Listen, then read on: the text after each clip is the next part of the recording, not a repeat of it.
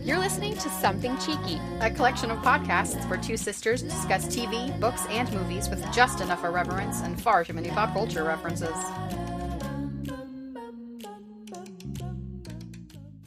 Welcome to Something Cheeky, where we're discussing the movie Wonder Woman. I'm Rosanna. I'm Nikki.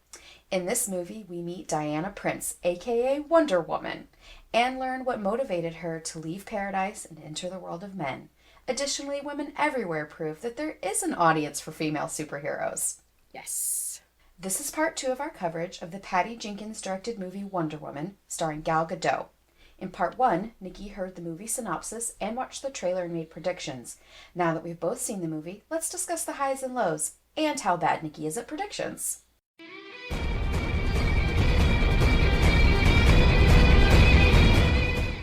Nikki, what was your initial reaction to this movie? Did you like it? Oh my god, it was so good.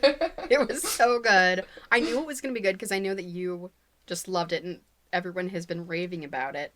But holy crap, it definitely held up. It's amazing. To everything everyone said. It was fantastic. It was better than I even expected. And Gal Gadot? Amazing. I want her in everything. I just want Wonder Woman to just be in the background of every movie ever and just throw in little straight man quips like she's so good at. And so I'll make a quick point right here. What I heard just in the last week is that the production team has actually gone back into the Justice League movie and is doing reshoots to include more Wonder Woman in the Justice League because of the big reaction that they've gotten from this movie. Understandably, right? That makes me really happy. Do we even need Batman right now? Give the people what they want, and that is Gal Gadot. Gal Gadot forever. Mm-hmm. All right, Nikki, what was your favorite quote from this movie? So my quote, Rosanna, was when Chris Pine, who I can't actually remember his name in the movie. His name is Captain Steve Trevor. Captain Steve Trevor. Yeah. He and Diana are at the party, and they see the General Ludendorff, and she is going to go kill him. And he says, "I can't let you do this." And she says, "What I do is not up to you." And that was so good. Just finally some, I mean, it seems cliche to say girl power, but goddamn, we have not had a movie in so long that has really given us a powerful woman who is not taking any crap and knows what she wants and is going to do what she wants because she thinks it's right and not just because a man wants her to do it or doesn't want her to do it. He's no part of the equation at all. Exactly. And it was so nice to see that in this movie. I really, really appreciated it. I have been waiting for this in a movie that money was put into, that could actually reach a massive audience, that had a possible massive audience. And it's finally happened. It's a great line. Yeah. Because it really summed up her whole character. Yeah, Ted. She didn't leave the Mystera with Steve to pursue a relationship with him. Yeah. It had nothing to do with him. She went because that's what she was called to do. As many hints as he made throughout about that. Yeah, so great. Great line. Okay, so should we get into the action? Let's do it. So we start the movie in Paris. Diana is apparently working there, it appears. At the Louvre, yeah. Yes, and she gets the photo from their time during World War I from Bruce Wayne. Yeah, Wayne Enterprises. I was excited to see that. I wondered for a second if Batman was going to show up, and then I remembered this is before Batman is around. Exactly, before he's born. Yeah, especially when she had the computer, and I remembered from the trailer that this was a time before computers that the movie took place. Yes, so we start in current time, but the majority of the movie is set in about 1918, which is World War I. Okay. Which you had said World War II. I was so wrong. I'm so bad at history. But actually, in the comics, it was World War II. Oh, okay. But they changed it to World War I for this movie. Yeah, I'm bad with pinpointing time in history with technology that's around because I have literally no idea when planes first came around. I know it was the Wright brothers sometime in the 1900s, but I don't know when. Well, and I'm not super good at history either, but planes had not been around for very long at all. Yeah. I mean, they had They had just started using them, so this was crazy technology for this war even. I just have to say, the costuming in this movie is fantastic. Didn't she look great? She did. Okay, here's one thing about the costuming for Diana in this film. Mm-hmm. Her costumes were not only beautiful and just tailored perfectly, but they weren't immodest in a way that was about the male gaze, which was nice. She looked amazing. You could tell that she obviously had a very nice body, in her outfit at the Louvre, but she was wearing a freaking turtleneck and like a long skirt. There was no excessive cleavage. I mean, if you look at the costume of Linda Carter played Wonder Woman Oh my gosh, yeah. in the show, that costume was the skimpiest freaking thing that they could have put her in. Even the Wonder Woman comics based Converse that I just got for my birthday, Yeah. there's a lot of cleavage on my shoes. Yeah, there's just it's so much exposed of her body.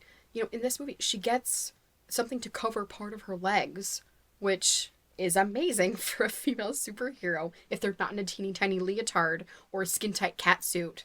Yes, I'm talking about you, Black Widow, and I'm sorry that Scarlett Johansson has to wear something that's basically like painted on, Yeah. and that sucks. Well, and I think the thing about the costuming in this movie, too, is that she is dressing for herself. She's wearing what she wants to wear, what works for her.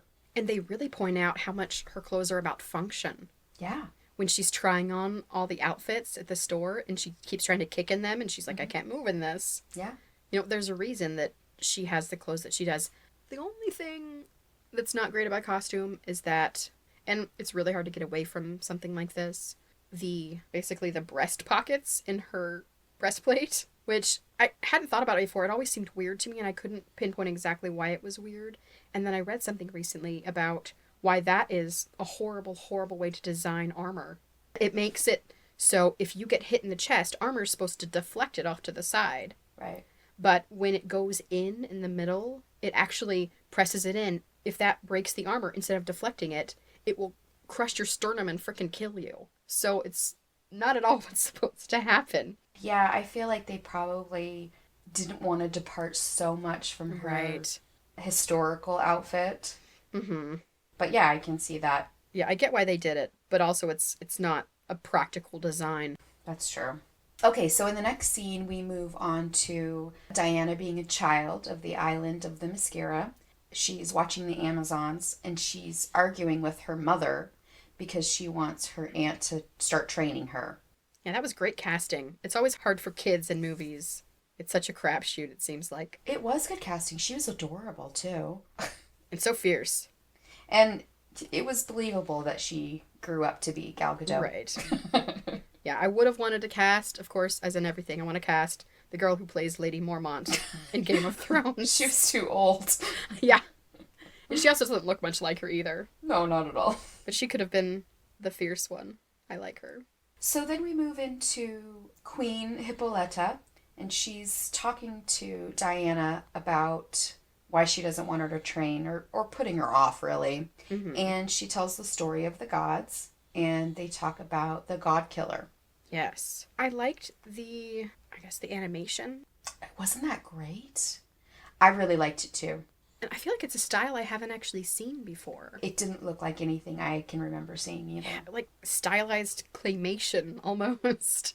You know what it reminded me of is there's a part in Beauty and the Beast, the cartoon, and the ceiling is painted, and it's sort of like you see a picture, but then the picture moves. But yeah, I liked the storytelling there. It sometimes when they do something like that, I feel like it takes me out of the current scene, but I think it worked okay here. I think it fit. Yeah, the way that they were fighting and it had like the slow motion, God jumping down onto someone else. It was really reminiscent of the movie 300, where there was a lot of kind of slow-mo fighting, but it had a lot of kind of slow-mo, like man leaping over people and coming down with a spear and all that, and that made me think of that too, with all the gods fighting. The story about her being shaped from clay and brought to life by Zeus, I was hesitant to believe that was true because I didn't know who she was, though I totally called that Diana is the name of a goddess and she is a demigod. Well, but she's not a demigod. She's a god. I'm still kind of confused about that. It wasn't super clear. So here's what I don't know. Is Hippolyta actually her mother or just her guardian? I do not think that she's her mother, and I feel like I Okay. should probably do some research to find out if that's true or not. It seemed very conflicting, and I never got a clear answer as To to. me, it seemed like Zeus created her and gave her to Hippolyta to protect. That's what I thought too. I saw some things that seemed conflicting with that when I read about it later. In that scene, I also really liked that they showed Antiope and Hippolyta on the horses in the fight, their faces on those Mm-hmm. characters to show how old they are Yeah. and how they've been there since the beginning. Yeah, that was really cool. I also was happy to find out that they were sisters too. Yeah, that was so great. And Yeah. I mean, Robin Wright was so good in this. Oh my god, Princess Buttercup also. She was I was amazing. so upset when we got her for like 15 minutes and I then know. she died. That was not okay. And how great does she look? Yeah, I want her jeans. Yeah, I mean, she's in amazing fighting shape. Yeah. Just so good. She was recently in a movie called Adore. She was in it with Naomi Watts, and they're best friends in Australia. They live right by the beach. They've lived there for a long time.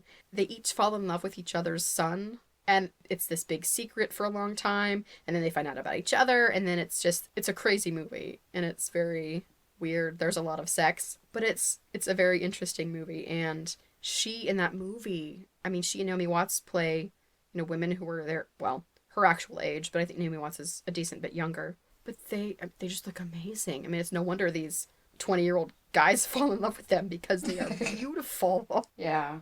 and just fantastic characters. Also, they're amazing actresses. She can continue to play love interests in things at this point. Well, and thank goodness that there are people that will let them, and I hate to I use that word, know. let them, but it drives me crazy when you have a male lead in a movie that's 50 Mm-hmm. and a woman who's 35 is too old to play his love interest. Yeah, it's crazy. I hate that. I do too. Not cool. So we move into the scene where Antiope is convincing Hippolyta to let her train Diana. Yeah. And then we have a training montage, which is amazing. I love when they do montages that make the person age. Yes, that's so That great. is one of my favorite things they do. So Diana is training with Antiope, and she's kind of losing. And she deflects the sword with her gauntlets. And so there's just like this wave of power that goes across the whole island, That's completely right. knocks Antiope over. And you can see in Diana's face that she's very sorry that that happened, but she didn't do it on purpose and she doesn't know why it happened. Yeah. And she runs away. So I was confused on one hand because I also didn't know why that happened. Hmm. And two, that was never explained to us in the movie. Well, by the end, you get that because she's a goddess, she has more power. And she was in a state of defense, I think was the reason Yeah. that her power came out at that moment. I couldn't figure out if it was the gauntlets themselves that were doing that or if it was her just using them as an outlet. Yeah, it did seem like it was the gauntlets in this scene, but I think by the end, we should assume that her power was focused through the gauntlets. And see, it was weird because there were other things that were different that way, like the lasso, which itself had its own power. That's true, yes. Well, the gauntlets weren't created the same way the sword and the lasso were. Also, I who don't think. made those gauntlets? Because at some point, too, they had to make them that would fit her when she was older. We never saw any awesome Amazon metalsmiths around. Oh, that would have been cool. I would definitely watch that scene. And that armor that she wore. Yeah, I hate dwelling on Gal Gadot's body in this. I really do. But I will say, I was so glad they didn't make her costume something where she had, like, the most tiny waist hourglass figure outfit that she could hardly breathe in. They gave her a normal waist proportion. Which probably is bigger than her actual waist. I think she probably has a slimmer waist based on what she was wearing in Paris. Oh, But, your armor's not going to do you any good if it's skin tight. yeah. Can't move in it. So Diana runs away and she looks out over the water and she sees Steve's plane coming down and crashing into the water. She dives in after him to save him. The Germans have also come through the bubble of protection. It was crazy to me that Was it always daytime there? I mean, it wasn't, because when she was leaving, it was night, but it didn't seem to keep up with the regular world. Yeah, I don't think it was always daytime, but I do think that their time was different. And the weather's always perfect. It's like San Diego there. The scenes were filmed in Italy, Ah, which is so beautiful. yeah, I'd like to go. So the Germans are able to get through also because her gauntlet power blast opened up the area. I was confused about how that worked. So the island had this kind of bubble over it, and I wasn't sure if that meant that nothing could make it in or just that nothing could see that there was something different on the other side. Nothing could make it in, I don't think. Okay, and so it was her blast that actually broke it to allow things in. I believe that that's what happened. Some pretty terrible timing, because they were right outside just then after. Well, look, who knows how often there are people around right That's true. outside.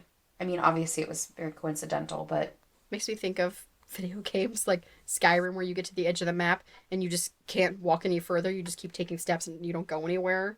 If somebody ran into the outside of this, they would just keep walking and they're like, nothing. I'm not going anywhere. I'm stuck. My boat is not moving. Very Truman showy too. yeah, no kidding. So there's a fight on the beach. Sadly, Antiope dies. Ugh, I was so sad. And as she dies, she says to Diana, time to wield God Killer.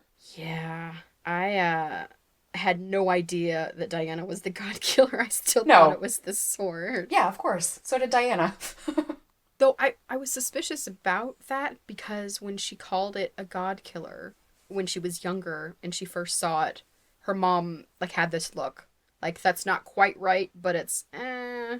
That's what we're going to go with for now. Yeah, she seemed very uncomfortable with Diana calling the sword that. And now I understand, because she was calling herself that. And she didn't want to tell her. And, No. you know, it's this sort of back and forth. You know, how much information does she give her without making her more vulnerable? Mm-hmm. But also knowing that as she grows, her power will increase, but she doesn't know that's what it is, so she can't control it. And it's like she's sending out these waves to Ares. Yeah. This is where I am. I'm able to wield power now. But she doesn't actually know how to do it. You know, I get why you want to protect someone, but I am always on the side of more knowledge is better than less knowledge. Knowledge is power, Nikki. There are some things that could have been avoided if she had known who she was. That's true too. But I think that Hippolyta was worried that the more she knew, the more Ares would be able to find her. Yeah. And I think Hippolyta was not just trying to protect Diana, but also trying to protect all of the Amazons, the mascara, from becoming a focus of Ares. Mm-hmm. It wasn't just about protecting this person that she was thinking of as her child, but her whole tribe. Yeah. You know, all of her women. Thanks, Rosanna. Now I can't think of her as a bad guy. I know, I'm sorry. But she just, you know, she was walking a fine line. And, you know, we see that as queens or women in power, or men in power too. They have to make a decision which way to go. And sometimes it's the right one and sometimes it's the wrong one, but you really don't know until you do it. Yeah, though I still, and not just because Diana disagreed, but I still disagree with her not allowing them all to join the fight. Yeah, that's true. And also, I don't know why she made such a stink about Diana not being able to train from when she was young. It's only good to know how to protect yourself, Yeah. whether you think you'll ever need it or not. Well, it seemed like the more powerful she was, but she'd get more powerful as she trained, the easier it would be for Ares to find her. That's true too. But he's gonna find her one day. Let her prepare herself. We have Steve. We move into the scene where he is being interrogated with the lasso of truth. I loved it. I loved his scene here. Uh-huh. When he's trying not to talk, but he's talking anyway, and so he ends up shouting stuff. I thought that was so funny. Eventually, he confesses he's a spy for the Allied forces. He learned of these plans, so you get a nice flashback of him taking the notebook, flying off, leading to the crash into the ocean.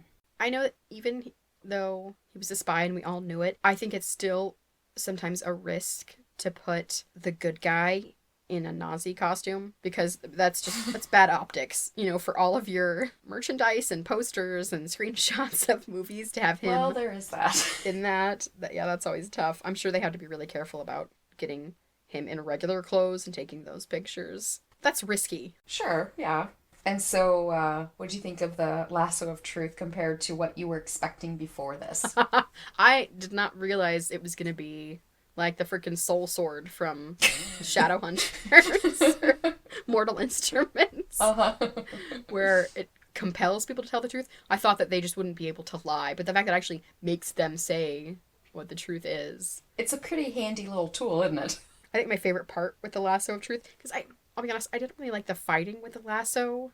Oh, really? I liked it. Yeah, maybe just because it was so obviously CGI, it was kind of distracting for me.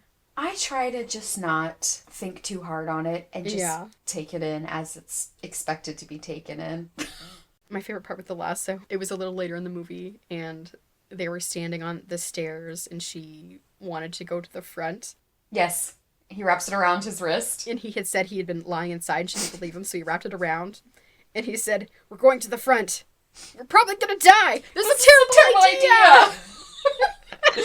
Okay, during that scene, I literally laughed out loud in the theater. So did I. The whole theater that I was in. I really liked Chris Pine in this. He was such a good counterpart to Diana in his sense of humor. Yes. Because she played the straight man, and he made jokes off of it, and that was such a great dynamic.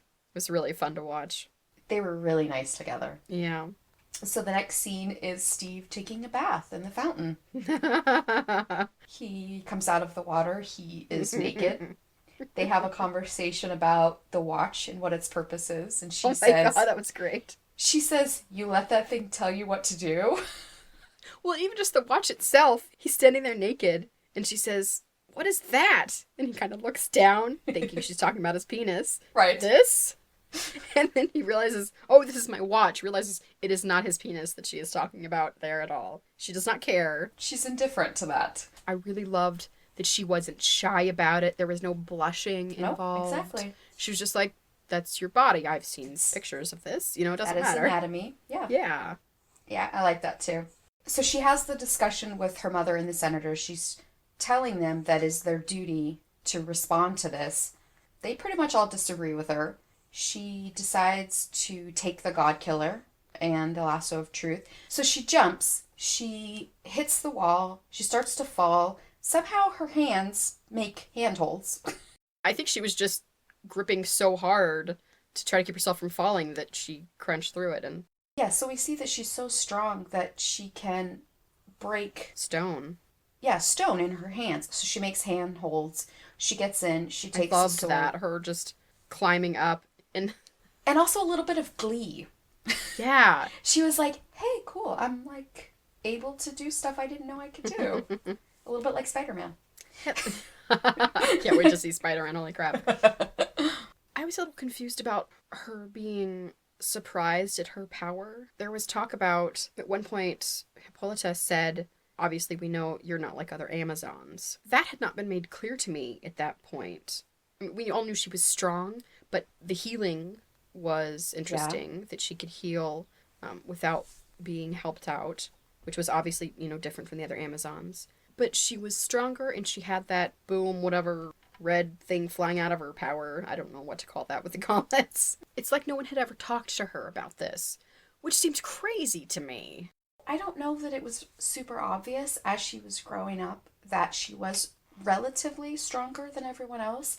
I think that burst of power sort of activated some of these godlike abilities. I don't know if she could have done the breaking of the stone before that point. Okay. I think she was accidentally using these abilities. Yeah. Well, the healing thing, she brushed off like she was used to that. You'd think if you were a person who healed unlike other people, you'd be asking somebody about that. And maybe the explanation was just that it was because of the whole Zeus deal. And maybe she doesn't know that everybody else doesn't heal that way. She went to see somebody that helped her, that took the bandage off, but that person maybe never said to her, "Oh, by the way, you heal faster than everybody else." Maybe. Because it seems like everybody else knows that she's not a regular Amazon. Plus, the other Amazons live for a really, really, really, really long time. They probably heal fast anyway also. Maybe not as fast as her, but... I wonder if all the Amazons knew exactly who she was this whole time. just never told her. Yeah, I wonder about that too. Because they weren't allowed to. I bet they didn't all know, but I bet besides the queen and her sister, I bet all the however many senators they had, the people in charge. Yeah.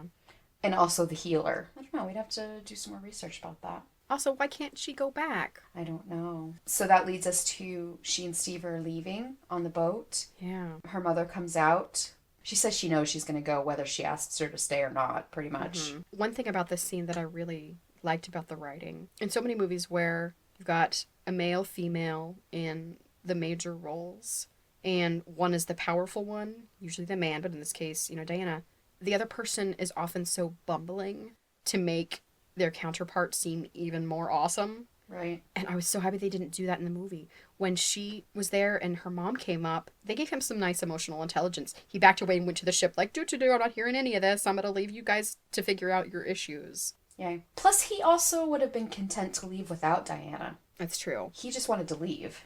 Well, and in so many movies, that character would have been written where they kept interjecting lines about how, showing they didn't understand the dynamic and they were confused about the situation. They just were trying to be funny. But in this case, he just let her be. And it was really great. I was glad that not only are women treated better in this movie, but men are too. And this scene also showed just the respect that he had for her. He still was treating her like a man in 1918 would treat a woman. He was the protector. He was going to be exactly, that. Yes. Yeah. He did want to protect her, but you could also see that he was respecting her as a person, giving her the time with her mother, respectful of the two of them having a private conversation that he was not supposed to be part of. So he still continued to treat her like she needed to be protected, but he also, after seeing this fight on the beach... That fight was amazing. The way that his mind viewed women, you could see it was churning, it was changing. And it was evolving. Yes, evolving, that's exactly it. Because those women on the beach... My God. It was such a good fight scene. It was so good. Yeah, and it was funny that they made a bit of a big deal about him helping. Like, oh, the little kid's gonna help us out. You're so helpful. Thank you so much for doing that for me. When they obviously have everything under control. Yeah. It was really sad to me when the first warrior was shot. And they all were like, these men have brought to our island something that will kill us that we can't deflect. So... she tells her mother she's leaving anyway. Her mother says, I know. Her mother says, if you leave, you can't come back. And Diana says, I know.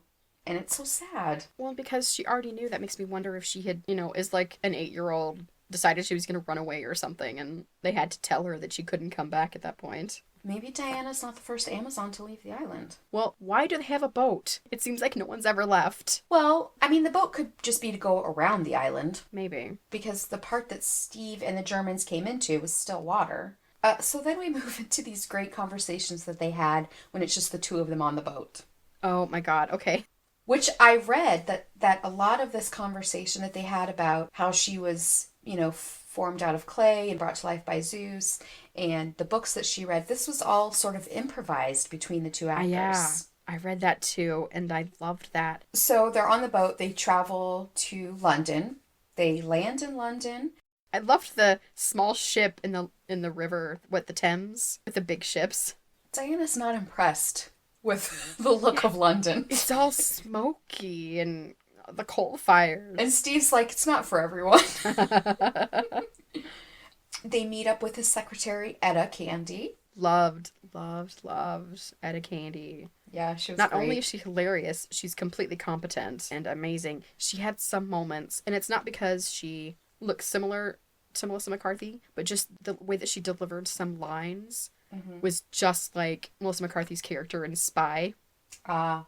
And it was hilarious. She was such a nice comic relief. Yeah, I also really liked that even though she thought Diana was amazing and beautiful and strong, all this kind of, she still got irritated with her that she was taking so long to pick out an outfit. Yeah. I thought that was great. That's got to be just one other great thing about this movie that sets it apart from other films that have heavy female casts. It didn't have any woman that was the obviously inferior person. Yeah. You didn't have a bimbo in here like so many do to make everyone else look better. Yeah, I also really like that Etta wasn't in love with Steve. Oh, that was really nice. Right? A lot of times that's the Yeah. case. Like in Spy. Yes. Spy was so great, but she was in love with the frickin' Right. dumbass, annoying frat boy Spy. Which, why? Yeah, also a great line about giving her glasses doesn't make her the most beautiful woman in the world. That was great. And that was also a nod to Superman, of course. And then also there was the fight in the alley between Steve and Diana and then the Germans. Yeah. When Diana puts up her gauntlet and protects Steve from the bullet. Yeah, and when she realized that they were bulletproof. Yeah, that was also a nod to a scene in Superman where he protects Lois Lane in the same sort of a scene. So that was a nice little nod too that Patty Jenkins did. Yeah, it was great. And it was so great that it was the gender swap. I mean, who doesn't love a gender swap, right? I love a gender swap. Challenge the patriarchy. So we move on to a scene with Dr. Poison. She looked so familiar to me, and I could not place her. I kept thinking she was Alicia Vikander, like Man from U.N.C.L.E, and I think she might be Lara Croft pretty soon, too. Oh. I know, the past couple summers, she's been in, like, every movie that's come out. Oh. So they looked a little similar. I knew it wasn't her. I had to look her up. It was Elena Anaya that played her. I've actually seen a couple things that she was in, but she still did not... Didn't stand out to you, huh? Yeah. So, her name, Dr. Poison... I'm assuming it's probably from the original comic. I would assume that too. I don't know that for sure. I was on the fence about this, about her name. On one hand, I was really happy they didn't give her a gendered name. She wasn't like Miss Poison or, something stupid. Right. But Dr. Poison is a pretty boring name for a villain of all the names you could have chosen. Dr. Poison! That's not very exciting. I mean... This is more gender, but like Sister Cyanide or something weird. I don't know. I'm really glad that they didn't give her a gender name also. Yeah. I mean, I'm glad that they acknowledged that even in this time period, she was a doctor. She was a real doctor. Mm-hmm. Even though she was dangerous and evil, she was an intelligent doctor. Yeah. There's actually an article that came out recently. I work for a teaching hospital, and they put out some news about how a huge number of female doctors are referred to by their first name, while their male counterparts are referred to as Doctor something last name. Really? People call doctors by their first name? They're introduced as that. Oh. Yeah. I'm assuming by nurses and, any staff. Why would you not say doctor first name, last name for everybody? Well, when they're introduced, to a patient or something, just... Even then. Like I have, Dr. Gilmore versus this is Patty. That's so weird. Why would anybody introduce a female doctor by her first name? Exactly. But it happens a huge amount. Well, they should stop doing that. That's weird. I agree. But it's a whole systemic problem with how women in authority are viewed, too, and presented. I bet, though, when female doctors introduce themselves, they don't use their first name. Though I don't know. Because any doctors that I've ever seen that are female doctors say, I'm Dr. Smith. Mm-hmm. They don't say, I'm Anne, I've had female doctors introduce themselves by their first name before. And it may also be that kind of thing that women in authority positions often try to soften how they present themselves to try to make them relatable because they're so often they're not seen as competent as their male counterparts just by default. I think it also depends on what kind of doctor they are, because maybe it would make sense to me if an OBGYN would introduce themselves by their first name, male or female, to make their patient feel more at ease. That makes sense to me. Now, an oncologist, I'd rather than be introduced Dr. Smith. I don't want Eddie to work on my cancer. You know what I mean? I want Dr. Smith to work on my cancer. Well, I think that completely explains it too, because like you're saying, if you want someone to be seen as warm and comforting, like you'd want for an OBGYN, you'd want the first name, versus someone you want to be incredibly competent, and that is the most important point. You want the more formal name. Right. And women and men are treated so differently in that way in the medical sphere. It's a good conversation piece. We should get back to Wonder Woman. Okay. Dr. Poison. So Dr. Poison and General Ludendorff are discussing the gas that she's working on as a weapon. And then she also gives Ludendorff, this is what I'm calling it, the fancy gas. The fancy gas? That makes his face all like fireworks sparkly, and then all of a Oh, sudden he's yeah. really, really strong and. I think we need to call it a power up. Okay. That was totally a power up that he got.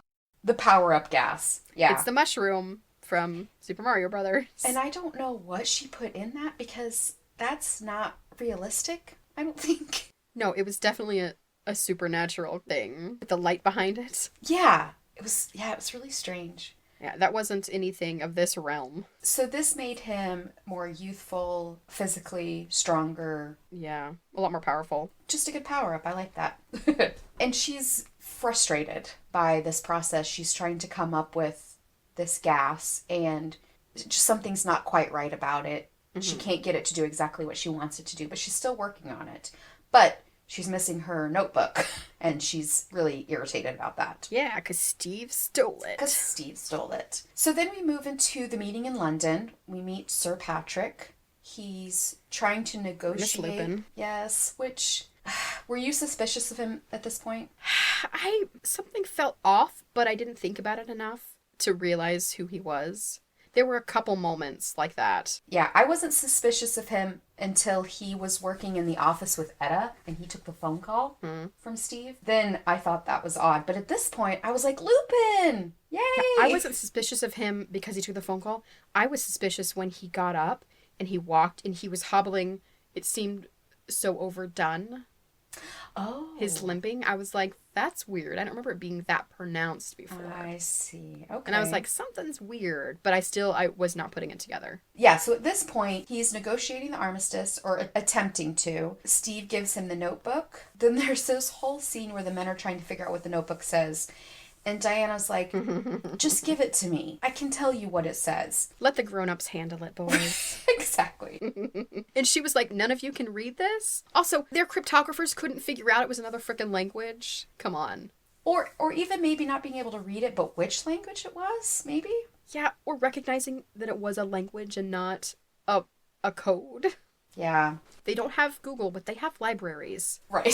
So she's able to translate it. She says it's a hydrogen based mustard gas sort of formula. It doesn't give timing for when they're going to release it. And she says to these men, we need to do something about this. And they're like, no, we're just going to keep negotiating. And she's like, millions of people have already died. We need to do something about this. And they're just disagreeing with her. And she said, how can you just sit there and let people die for you? Yeah, her outrage. And when she says, where I come from, generals fight with their soldiers, Mm-hmm. which I loved that because it's this great nod to Antiope, of course. Yeah. So Steve acts like he's going to go along with what they say. She loses her mind about this. She's so mad at him. But then, of course, he says, I was just saying that we are going to go. I'm going to take you to the front. We're going to figure this out. He does the whole lasso around his wrist. We're probably going to die. This is a terrible idea. Yeah, and just back a moment too. I was so happy that she was so mad that Steve kept apologizing for her. Yes. She just kept getting more and more angry every time he's like, no, I'm sorry. No, ignore her. No, it's okay. Yeah, she's like, I don't need you to do that. Yeah, also, no apologizing needs to happen in the first place, much less you doing it for me. Yeah, I really love that too. Yeah, and the whole handshake thing too. And so at first she was confused. The second one she was like, I just don't feel like it. No. She's just like, I'm not doing this. Whatever. And it became Right. such a, this is not a greeting. This is a respect thing. I liked that too. I really enjoyed the way that she reacted to things in the world of men that she hadn't yet experienced. And she didn't do anything to be polite. She did what was Yeah. true to her. She had her own reactions and she didn't try to cover them up to conform to this society. Yeah, she didn't grow up like so many of us where it's expected that you try to smooth over situations and misunderstandings and apologize. And Even if somebody doesn't deserve it. yeah, That's great. it was really nice. It's so refreshing because it's so easy to forget how ingrained those Yes. actions are until you see someone who, it's not that they don't do it, it doesn't even occur to them. Because it's not human nature Yeah. to just accept some of those things. We've been taught to do that. So they move to the bar. Steve introduces Diana to Sammy and Charlie. So Sammy is Samir, the spy and actor, and Charlie was the Scottish marksman, the overly Scottish marksman. Yeah, he was a bit of a caricature in this movie. That bothered me some. It was one of the cases where a man wasn't treated very well in his characterization. Yeah, I didn't really like this character. He was really drunk all the time. Yeah. And, we find out later with his nightmare that it seems like he has PTSD. Sure, definitely. But it doesn't make me feel any better about him just, like, drunkenly fighting everyone. Yeah, he wasn't my favorite character. And then eventually they meet the chief, who was the smuggler. So I read a little bit about that character. Just saw some article about his costume. So the guy that played that character, the chief, is from a tribe in Canada. And he actually picked out the costume. He picked out all the pieces of it. Great! Yeah, he chose things that would have been significant to a man like that. Oh, that's little great. odds and ends that meant something to him. So yeah, he put that costume together, I'm sure with the help of, the costume designers. But I thought that was fantastic that they let him do that, and it just made it so much more authentic. Well, and they called him the chief, but the character had a name. It was Nappy or Napi, and that name in Blackfoot mythology referred to a clever trickster, which is great that they gave him this freedom, the actor, to pick out his costume. And then also that they gave it a real Native American name that was based in, their mythology. I was really glad he didn't get one of those.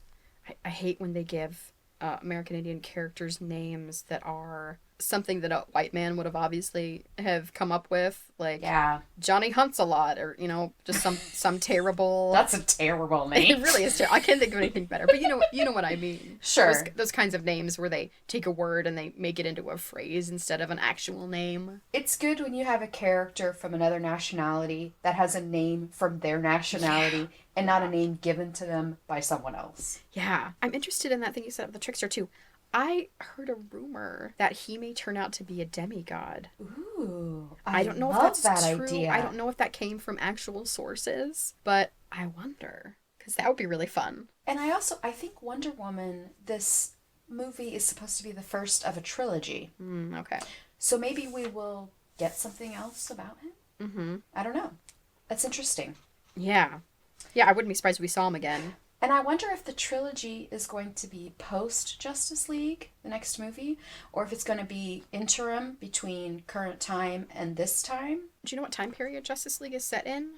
It's current. Oh, is it? Okay. It's after Batman vs. Superman. I still have to see that, yeah. Yeah, you really should, especially now that you've seen Wonder Woman. Yeah. She's so amazing. It's actually... I kind of wish you had seen it first. Oh. Because she's so great in it, and then you get to see this whole story. But I think you'll get just as much enjoyment out of her part in that. And I may have gotten too many spoilers about her character itself. I don't know. I didn't think about that. Okay, so then we move on to the scene where Dr. Poison and General Ludendorff kill all the Germans at the meeting. Oh my god. Because they disagree with them. That was so Joker from the old comics. Like, I'm gonna throw this bomb in and close the door and stand outside the door. I'm so funny. Yeah, it was. Also, the adding in of throwing in the one gas mask so they would all fight over it. Isn't that awful? Yeah. That was just gleeful. Yeah, we're just really zeroing in on how evil Dr. Poison and Ludendorff are. And also to keep fueling the idea that Ludendorff was Ares. Yeah. That also made me think of one of our other podcasts is covering the Gentleman Bastards book series. The first book is The Lies of Locke Lamora. And there's a character called the Falconer. And we've been talking about how he's not just a guy who does bad things for money, but he is actually a psychopath who goes way above and beyond his job description to torture people. And so Dr. Poison is kind of like this too. She's not just doing things to win the war. She's doing things to be horrible. Yeah, definitely. Yeah, we never did get her backstory about, and of course we had to assume she had some accident in the lab that caused the side of her face to get burned. And I'll also assume that she's got backstory in the comics, and I don't know it because I haven't read them. And I wonder if we'll see her again. Though, I wonder if the next Wonder Woman movie is going to be just set sometime after the war but before present times. Yeah, I don't know. I mean, she didn't die. She got away in this situation, so somewhere... probably off wreaking havoc again. I doubt that Wonder Woman not killing her changed her tune. I doubt it. The love of her life, which is poison. I don't think her being saved would change the way that she Yeah. lives her life at all. So we move into the next scene where Steve and Diana and the rest of the guys are in the trenches. Yeah. And there is the space between the English and the Germans, which they're calling no man's land, that they've not been able to cross. And they've been there for, what they say, a year. Yeah, something like that. And they've not even gained a foot. And Diana learns from a woman that's down there that her town has been completely invaded by the Germans. They're starving. They're being taken as slaves. Yeah, I mean, just horrible, horrible things are happening to them. And Diana can't understand why they haven't gone to the town. And Steve's trying to explain to her how war works. This is how it is, Diana. And Diana's like, no, that's not going to work for me. Which is easy to say when you have bulletproof stuff and you're faster and stronger than everyone else. Of course. You can leap 100 feet in the air. Yeah. Yeah, wasn't that... Oh, her crossing no man's land. Just like angels singing. It was so amazing. She's deflecting bullets. Steve realizes that this is going to work for them as cover. Mm-hmm. So they just start going. Everybody starts going. It gets to be a real fight, but they're gaining land. The Germans are coming in. They get through. They get to the town. And she destroys the machine gun. I love that. She just crushed it. I like how she's coming into her power. She's realizing what she can do that she didn't know before. Yeah, and she's also decided that she's going to push herself as far as she possibly can to do what she thinks is right. Mm-hmm. It's her job to protect humans. It's her job as an Amazon to protect man. Yeah. That's why she left her home that she can't go back to because of it. That's why she's going. So she goes to the town. There's a fight in the town.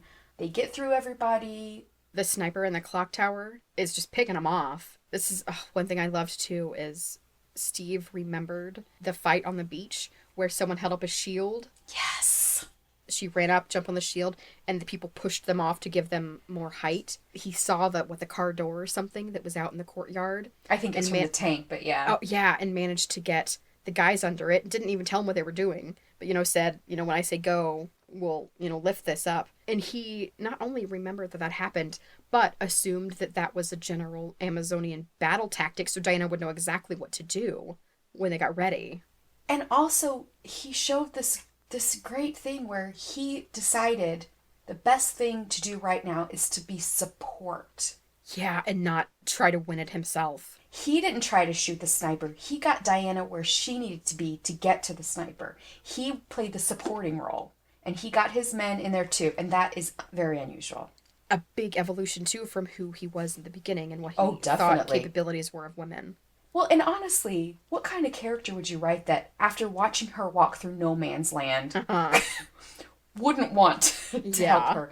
But I could see in other movies the man still trying to be the lead in the fight. But he's very willing to let her do it because she's bulletproof. And he's not. Yep. Yeah, it was really great. So the villagers have been liberated. They hear about the gala that they decide they need to go to. Steve and Diana have a drink. Sammy brings them a drink, and then they decide to dance or sway. Charlie is singing, which they hadn't heard him do in a long time. So apparently Diana is also a healer of the people. I think he just got to the point where he was so beaten down by the war that he needed a win. Yeah. And being able to liberate the people and the people coming up to him and saying thank you, that was enough to lift his spirit. And Steve and Diana spend the night together. Yeah, so on one hand, I love a good sex scene with pretty people, and I was disappointed I didn't get to see it. On the other hand, this is like the first time we haven't had to watch the seduction of a frickin' woman in a movie that is the hot person. We saw them kiss, and that was... Did we even see them kiss at that point? I don't think so. I don't think we even did. He came in, and she kind of made it clear that he could come in. That he could stay, yeah. And that was the end. And we didn't have to watch, her first time having sex with a man, and her trying to figure out what to do, and is this okay? And, oh my goodness, that's surprising, that feels good. The bullshit that you get in these kinds of movies. And I was really glad that we did not see that. But still sad that we got no, Chris Pine naked butt or something. So I'm a feminist, but I like some naked man butt. So then the next morning, it's not weird. It's not awkward. Yeah, and there's no like secretive looks and tee-hees and all that. Also, I was kind of glad that Steve had been making these very unsubtle allusions to how he's above average. He's not your Right. average man this whole Right. time. And the fact that he didn't have to keep doing that and push to try to, get her into bed with him, that he just let it happen naturally. And Right. because there were several times where you saw he kind of stopped himself from saying something that would have been like, oh, me, hey, that sounds sexy, kind of thing. Yeah, I really love this character. I really love how Chris Pine played him. Chris Pine has pushed Chris Pratt out of my top Chris list. He's my favorite Chris now. Yes, he's so great. And he played this character so well that I just really loved him. Yeah, And it made it really sad for me when he didn't make it. Yes, because I was like, but he won't be in a sequel. What will they do? I know. It was great. I know. Yeah. So the next morning, the team gets ready and they prepare to go to the gala. I was really glad that none of the guys were ribbing him about having slept with her. I was really worried that that was going to happen too. Yeah. And I'm really glad it didn't. I didn't want to have to see him try to say something that made that okay. Yeah, I totally agree. That would have been. And I think that also shows that this was a woman directing the movie, that they left that part out. I was happy about that. Also, it was nice to not make the other characters seem. It didn't debase them by making them say things like that. So the team goes to the gala. Steve pretends very well to be a German. Yeah. Sammy is his driver. He gives 1,000 apologies and 1,000 thank yous to get into this place. And Steve is sweet-talking Dr. Poison, but he is distracted by Diana. Uh-huh. Which ruins everything that he had working. Yeah. She was really feeling his let's love fire, death and destruction vibe. And he... Let's watch the world burn together. Yes, exactly. And then she realizes that he's paying attention to Diana and she's done. I feel like at this point, he would have been better than that. I mean, he's a spy. Come on, you have to be able to control.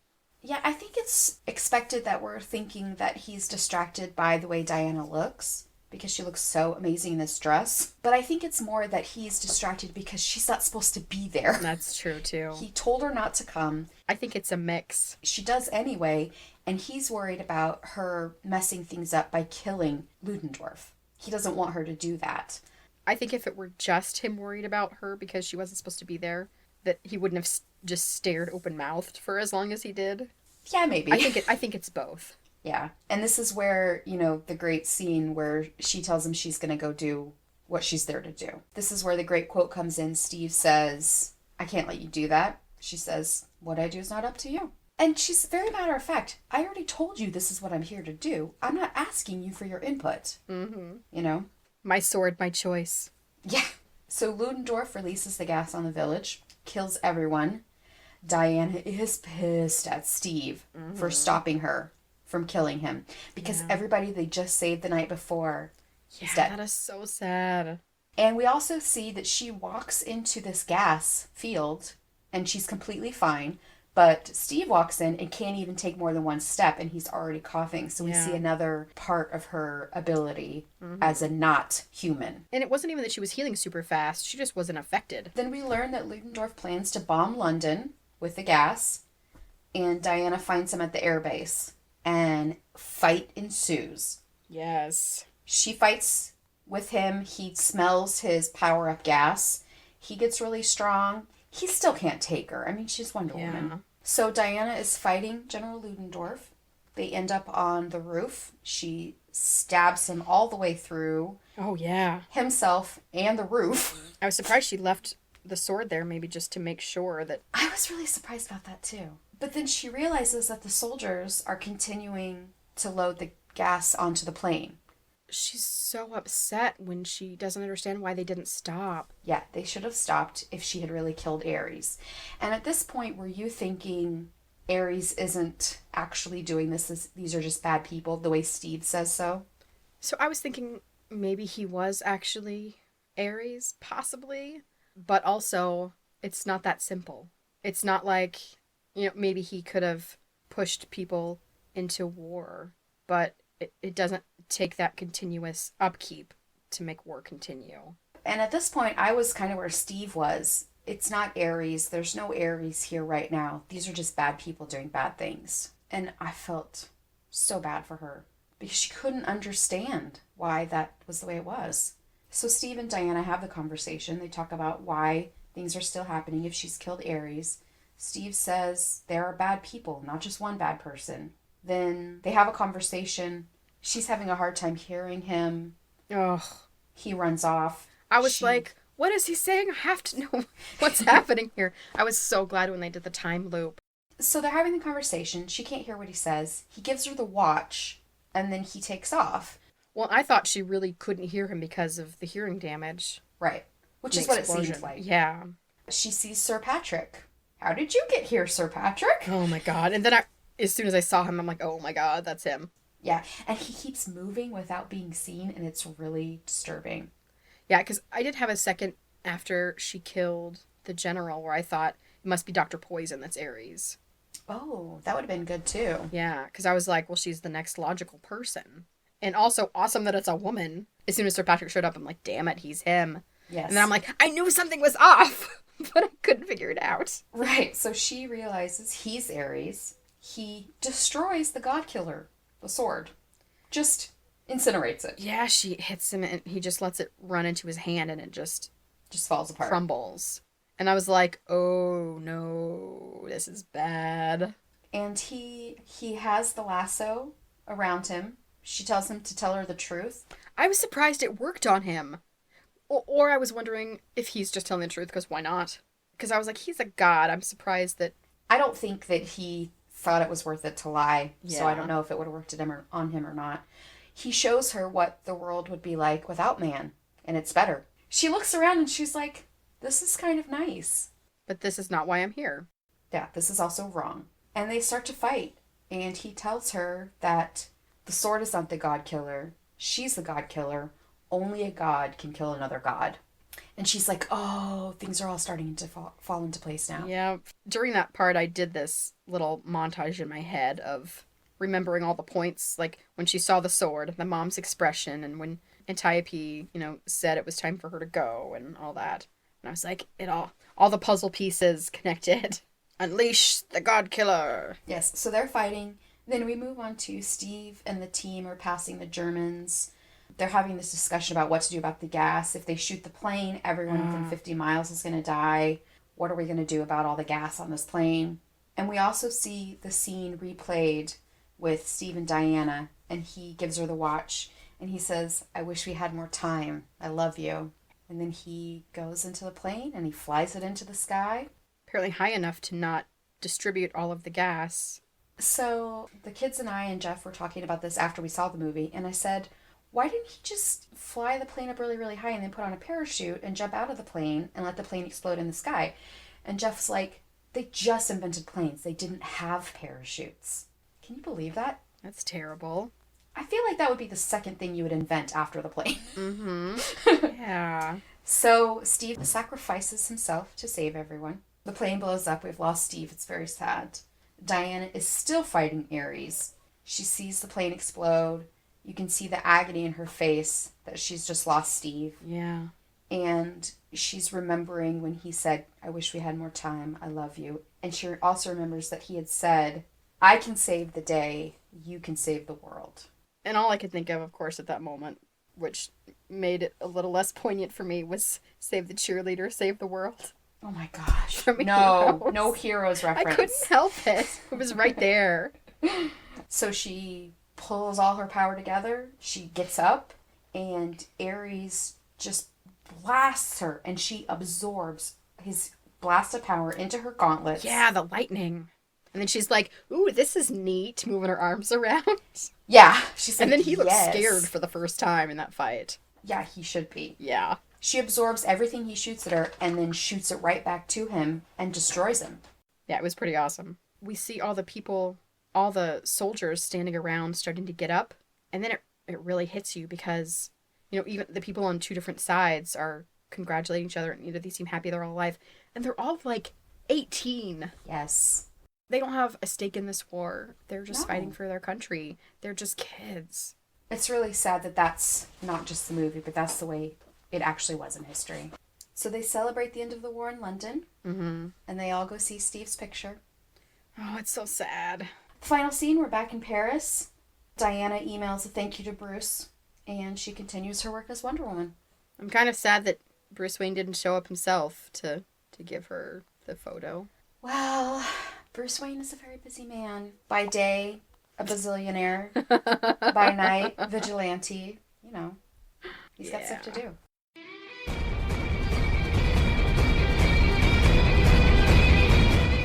All right, now it's time for a top 3. Nikki, what's your category? So I actually did top 3 best and worst of different parts in this movie. Great. I've got three different items for my top 3. So I'm gonna do the worst first.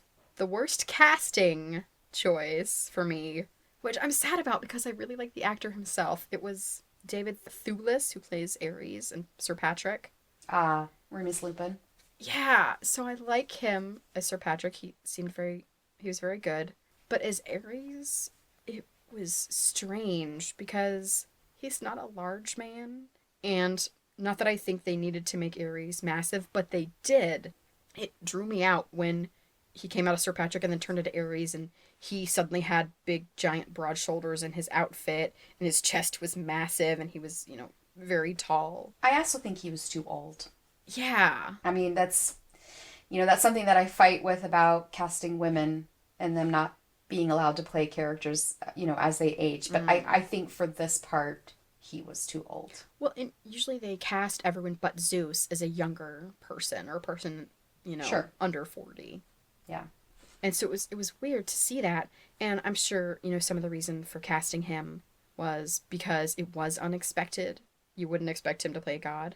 And if they had cast someone like Armie Hammer, that was just a giant, it would have been much easier to figure out.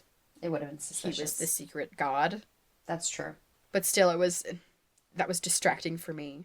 My best casting option, besides Gal Gadot, because obviously she was perfect and she's wonderful and I love her so much. I'm also really happy that this is the first thing I've ever seen her in, so I didn't have any preconceived opinions of her playing other characters. So I thought the best casting besides her was Chris Pine. He was amazing. He was such a good choice for this part. He was just the right mix of dashing and funny and aloof a little bit in some cases. It was really fun. And he was really good at showing how his character's positions on different things in the world were evolving the longer he knew Diana. And that was really nice. And, not just with his actual lines, but, the looks on his face and all that. And that's his actual acting ability. And so that was fantastic. So my favorite and least favorite moments, my least favorite moment was when Sir Patrick actually became Ares. Like last time, it drew me out. It was really weird. Yeah. My favorite moment was the conversation in the boat between Diana and Steve. That whole scene was so funny. And she's like, why do you need to sleep over there? Why can't you sleep here? And he's like, because, men and women, not until they're married. And you don't sleep with women? No, I sleep with women. Yeah, it was so funny. And then he finally did go over there and lay down next to her, and they both looked a little awkward for a minute. And yeah, and since that scene we had read about was mostly improvised, Chris Pine did an interview where he talked about it, and he said that it was very gracious of him to say that. But he said she made it so easy for him to say funny things because she was so serious about what she knew and what she didn't know, and what she knew about sex and marriage and all that. Which leads me to the best and worst surprises. So the worst surprise for me was that Amazons aren't immortal. And it's weird. So I guess maybe they are immortal. You have to actually kill them with something, but if they don't die of old age, it seems like. Right, like lobsters? Amazons or lobsters, yep, that's... Is it lobsters that are immortal? I think so. Yeah. There's some jellyfish, too, that are immortal. They only die if you actually kill them. They don't die of old age. Yeah, also there's a shark they found that they think is 400 years old. Like, the shark has been around longer than the United States has been a country. That's crazy. That shark has seen some shit. Or not, because it's been underwater and doesn't really care. The shark doesn't follow politics. But the best surprise for me was that Diana knew what sex was. She had read 12 volumes on human anatomy and relations and all that, and she knew exactly what it was. And also that she made a masturbation joke in that scene. That was fantastic. But for her, it wasn't a joke. No. It was just fact. Yeah. It was so great. She just set him up for the look on his face that he had with that. Yes. That you don't need a partner for pleasure, of course. What? Just for procreation. Yeah. Yeah, I was really happy about all that. That whole scene was so much fun. It would have been so easy to add jokes about her experience with these things, learning about, if she didn't know what a penis was or didn't know what sex was and didn't know about all that because she'd never met a man, so why would she know?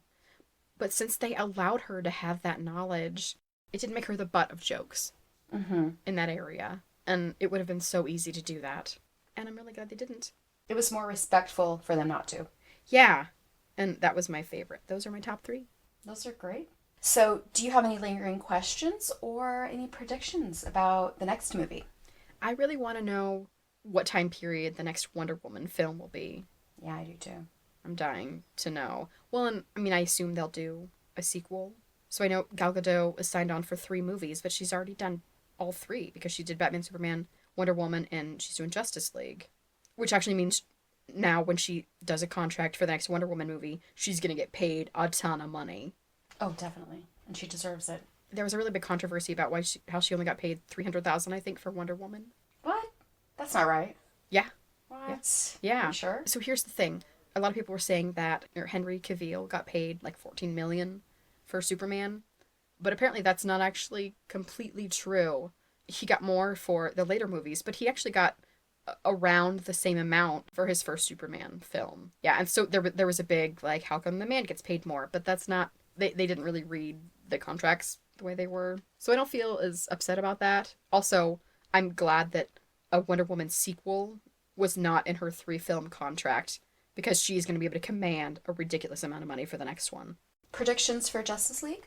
So since I don't really know much about all the characters, I don't have much. I'm assuming it's going to be present day, and that sounds like it'll be really fun. It'll be nice to see Diana and how she's adapted to the changing world. Because, she came from somewhere with no regular technology the way that we have it now, computers and all that stuff. And so it'll be interesting to see her in a modern setting. I'm excited to see her interact with other characters that are also super. I'm also glad that she is an actual god, which means she's automatically the most powerful person in the Justice League. Because I don't think anyone else is. Superman has lots of powers, but he's not a freaking god. And so that'll be interesting.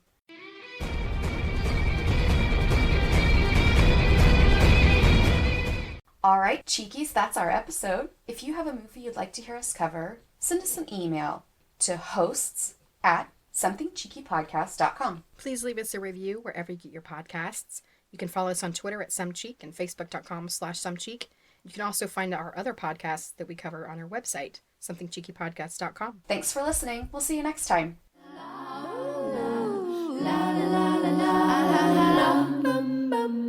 Dig-a-da-da-da-da-da-da-da-da.